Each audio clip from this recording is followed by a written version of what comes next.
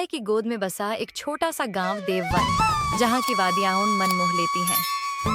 गांव के लोगों का जीवन बहुत ही साधारण है, लेकिन यहाँ की प्रकृति, सुंदरता और शांति लोगों को आकर्षित करती है।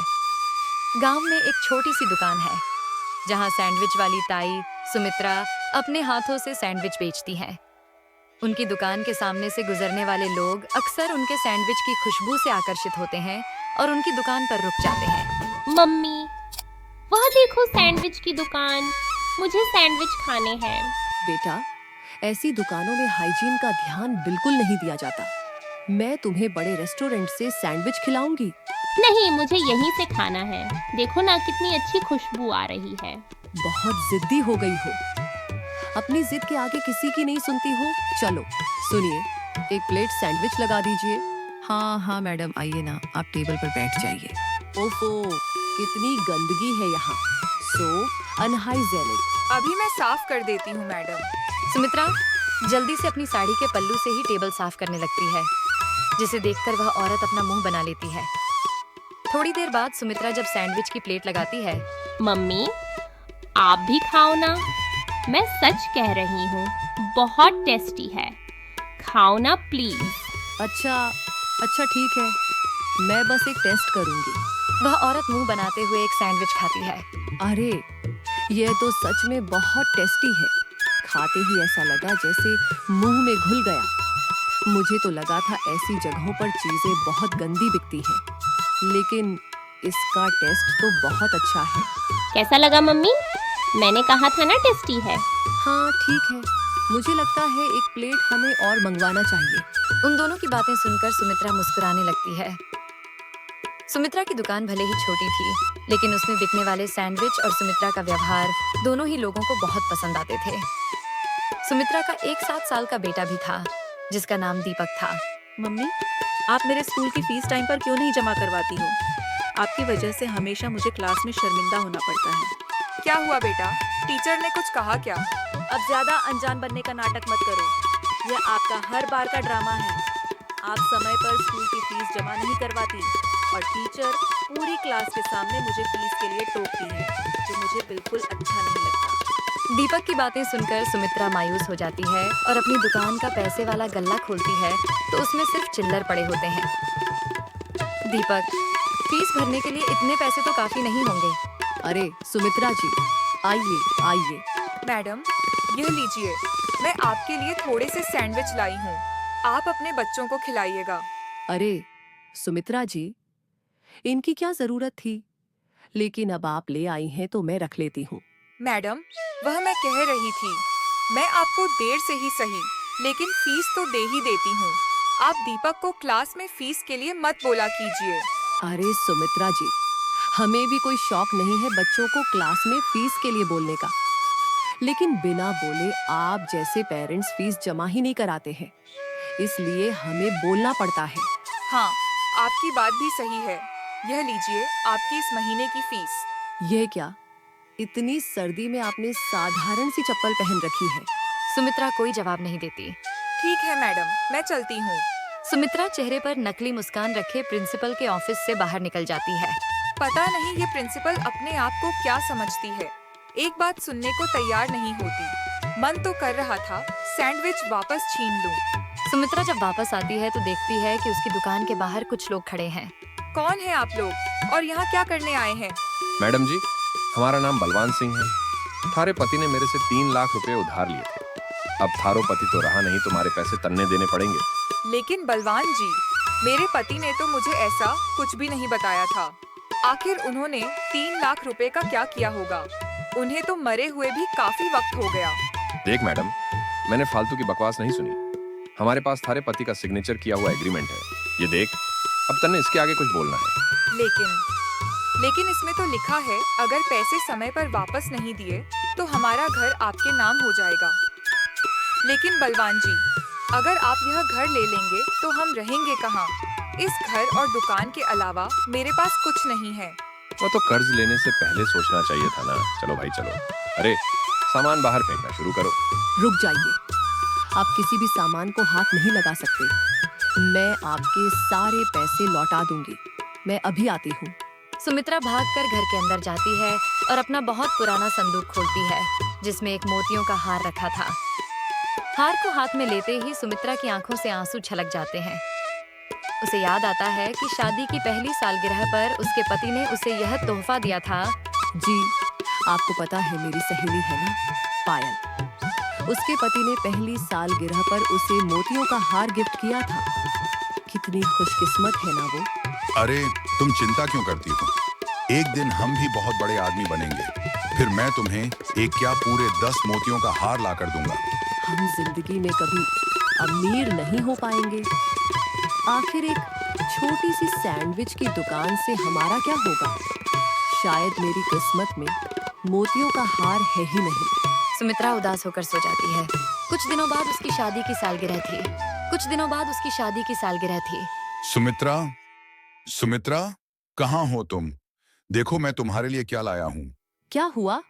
इतना शोर क्यों मचा रहे हैं? दुकान में बहुत सारे कस्टमर बैठे हैं। मुझे उन्हें सैंडविच सर्व करना है। हम इतने अमीर नहीं कि हमारी दुकान में 10 नौकर काम कर रहे हों।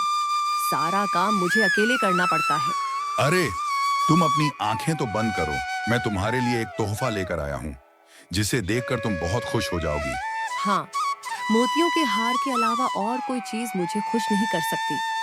और मुझे पता है मोतियों का हार खरीदने की हमारी औकात नहीं है। हाँ, अब ये लो तुम्हारा तोहफा। अरे यह तो मोतियों का हार है, लेकिन आपने ये कहाँ से खरीदा? ये असली तो है ना? अरे हाँ, ये पूरा असली है। आपका बहुत बहुत शुक्रिया। आप सोच भी नहीं सकती कि मैं कितनी खुश हूँ। आपने मेरा सपना पूरा कर दिया। आप सच में बहुत अच्छे हैं। मैं इसको जिंदगी भर संभाल कर रखूंगी। तो आपने मेरे लिए मोतियों का हार ऐसे ही खरीदा था। अब समझ आया, गलती मेरी ही है। मैंने ही आपको मजबूर कर दिया था। आपके जाने के बाद जब अकेले सब कुछ संभालना पड़ रहा है, तब आपकी कमी मुझे बहुत खल रही है। लीजिए बलवान जी, इस हार की कीमत लगभग 3 लाख होगी। इसे लेकर आप हमारा घर छोड़ दीजिए। अरे असली तो है ना? है तो असली। अरे चलो रे चलो, सारे वापस चलो। अपने को जो चाहिए था मिल लिया। बलवान सिंह अपने लोगों को लेकर वहां से चला जाता है।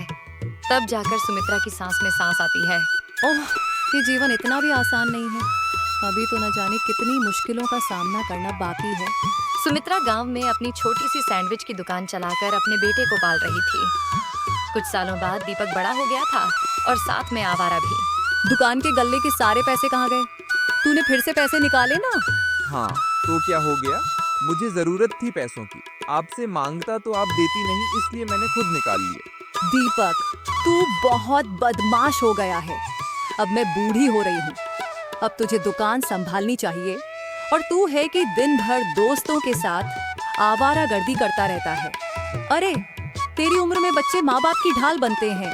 तो उन बच्चों के लिए उनके माँ बाप ने बहुत कुछ किया होता है, इसलिए वो ढाल बनते हैं। आपने मेरे लिए किया ही क्या है?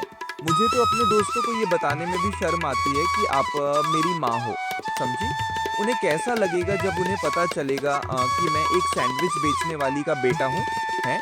तो तू सही कह रहा है। मैं तुझे पढ़ाने लिखाने और काम में इतना व्यस्त हो गई कि तुझे अच्छी परवरिश ही देना भूल गई। दीपक की बातों से सुमित्रा के दिल पर गहरी चोट लगती है। वह दीपक को कई बार समझाने की कोशिश करती है, लेकिन उसने अपनी माँ की कभी नहीं सुनी और अब तो उसने नशे की लत भी पकड़ ली थी। अरे पैसे कहाँ हैं? मुझे पैसे चाहिए। दीपक, तू नशा करके आया है। अपना चेहरा दिखा। तूने दारू पी है? हाँ, तो क्या हो गया?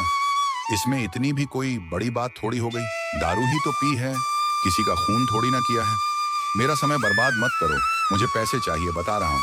लेकिन तू सुबह ही तो 3,000 रुपये गल्ले से चुरा कर ले गया था। तूने वह सारे पैसों का क्या किया? वो पैसे तो मैं जुए में हार गया। क्या इसका मतलब तूने जुआ खेलना भी शुरू कर दिया? हाँ, मैंने सब शुरू कर दिया। आपको क्या परेशानी है? हैं? आप क्या चाहती हैं? आपकी तरह मैं भी अपनी जिंदगी सैंडविच बेच के गुजार दूं, हैं? सुमित्रा की जिंदगी में एक परेशानी जाती थी तो दूसरी आ जाती थी। अपने बेटे का हाल देखकर वह बहुत परेशान हो जाती। तभी उसे किसी की आवाज आती है। ताई, जरा एक प्लेट सैंडविच लगा देना। अभी लगाती हूँ बेटी। ये लो तुम्हारे सैंडविच। इतने साल बीत गए ताई, लेकिन आपके सैंडविच का टेस्ट नहीं बदला। क्या मतलब? क्या तुम यहाँ पहले भी आती थी? ताई, आप मुझे पहचान नहीं पाई? मैं वही लड़की हूँ जो बहुत साल पहले अपनी माँ के साथ यहाँ सैंडविच खाने आई थी। आपको मेरी माँ तो जरूर याद होगी। हाँ, जो हर बात पर सो अनहाइजेनिक बोलती रहती थी। बिल्कुल सही पहचाना आपने। मैंने बचपन में आपके हाथ के बने सैंडविच खाए थे। उसके बाद से आज तक मुझे ऐसे टेस्टी सैंडविच कहीं नहीं मिले। सच में ताई, आपके हाथों में तो जादू है। जादू? और बताओ, तुम्हारी माँ कैसी है? वह तो अब इस दुनिया में नहीं रही ताई। ब्रेस्ट कैंसर की वजह से उनकी डेथ हो गई। ओहो, ये तो बहुत बुरा हुआ। माफ करना, मैंने तुमसे ये सवाल पूछा। वैसे तुम्हारा नाम क्या है? अजीब बात है, हम दोनों एक दूसरे के बारे में इतना जानते हैं, लेकिन मुझे तुम्हारा नाम ही नहीं पता। मेरा नाम अंजलि है। आपका भी तो एक बेटा था ना शायद, वह कहाँ गया? उसके बारे में तो मत ही पूछ बेटा। तेरी माँ चाहे जैसी भी हो, उसने तुझे बहुत अच्छे संस्कार दिए, और एक मैं हूँ जो अपने बेटे को अच्छे संस्कार ही नहीं दे पाई। मैंने उसके लिए क्या कुछ नहीं किया, अपनी सारी खुशियों का गला घोंटकर उसकी जरूरतों को पूरा किया, और वो उसके बारे में तो मुझे किसी को बताने में भी शर्म आती है। अब तो उसने नशा करना और जुआ खेलना भी शुरू कर दिया है। बुढ़ापे में भी सुख नसीब नहीं हुआ मुझे। हम दोनों में एक अजीब सिमिलैरिटी है ना ताई। आपका बेटा होते हुए भी आप अकेली हैं, और मैं भी कई सालों से अपना जीवन अकेले बिता रही हूँ। लेकिन बेटा, तुम्हारे पिताजी, तुमने उनके बारे में कभी कोई जिक्र नहीं किया। दरअसल मैंने कभी अपने पिता की शक्ल नहीं देखी, लेकिन लोगों से सुना है कि मेरी माँ उनकी दूसरी पत्नी थी। जब मेरी माँ को उनकी पहली पत्नी के बारे में पता चला, तो मेरी माँ ने उन्हें छोड़ दिया। उस समय मैं बहुत छोटी थी। ओह, ऐसा है।